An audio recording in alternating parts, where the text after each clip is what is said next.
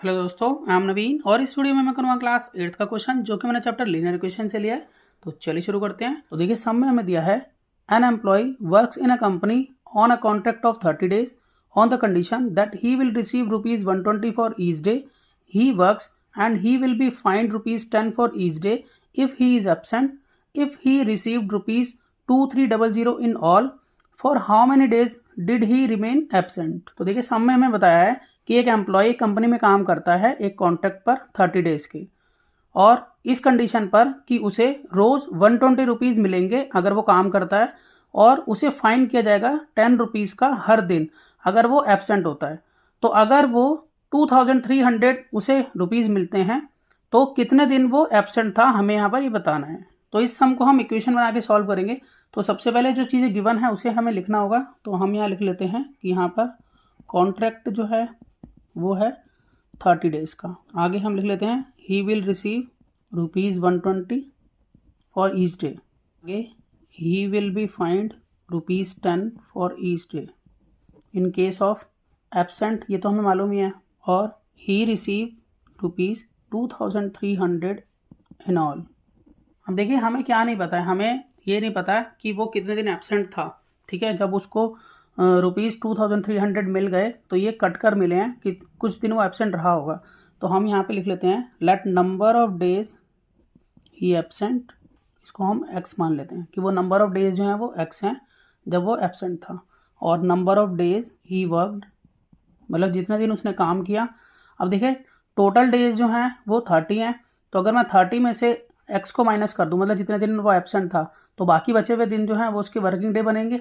तो इसलिए मैं यहाँ लिख सकता हूँ कि 30 माइनस x। अब देखिए आगे हम लिखेंगे अकॉर्डिंग टू क्वेश्चन, इसको मैं शॉर्ट में लिख रहा हूँ A to Q। अब जितने दिन उसने काम किया पहले हम वो लिख लेते हैं, इतने दिन उसने काम किया है तो इसको हम मल्टीप्लाई करेंगे क्योंकि रोज़ के उसे पैसे मिल रहे हैं 120 रुपीज़, तो इसको हम मल्टीप्लाई करेंगे 120 से।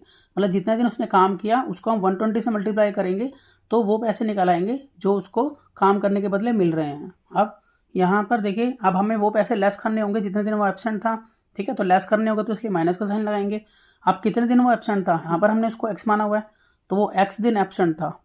ठीक है, तो एक्स दिन एब्सेंट था तो कितने पैसे कट रहे हैं एक दिन के 10 रुपये, तो हम 10 से मल्टीप्लाई करेंगे x को, तो यहाँ पर 10x हो जाएगा। अब देखिए ये तो वो पैसे हो गए जो उसको काम करने के बदले मिले हैं। अब ये पैसे कटेंगे जितने दिन वो एब्सेंट था 10 रुपये के हिसाब से, मतलब पर डे 10 रुपये के हिसाब से कटेंगे।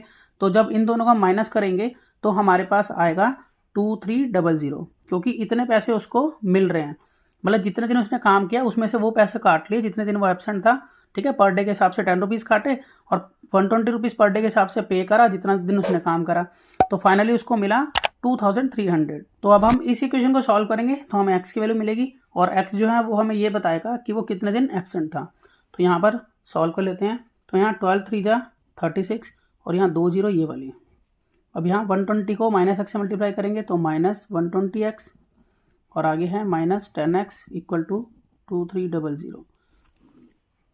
अब यहाँ पर 3600 हम पहले लिख लेते हैं, माइनस माइनस प्लस, तो इसको प्लस करेंगे तो आ जाएगा माइनस का 130, आगे x इक्वल टू 2300।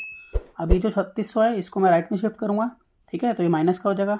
बाकी हम लिख लेते हैं -130x इक्वल टू 2300 माइनस 3600। अब 3600 में से हम 2300 लेस करेंगे क्योंकि प्लस माइनस माइनस होता है, तो हमारे पास आएगा 1300 और इस पर निशान लगेगा बड़ी संख्या का जो कि 3600 का होगा, माइनस का साइन, -130x, तो यहाँ माइनस से माइनस कैंसिल हो गया। अब हम यहाँ x की वैल्यू निकालेंगे तो 1300 अपॉन में 130, यहाँ 0 से 0 कैंसिल हो गया और 13 बन जा 13 और 1 0 ये वाली, तो इट मीन्स x यहाँ पर 10 आया। तो हम ये कहेंगे कि यहाँ पर he was absent for 10 days। तो मैं आशा करता हूँ कि आपको सम समझ में आया होगा। इसी तरह के बहुत से सम्स क्लास 8th के लिए पहले से अपलोड है, आप उन्हें देख सकते हैं। तो मिलते हैं नेक्स्ट वीडियो में और नए सम के साथ, तब तक के लिए गुड बाय।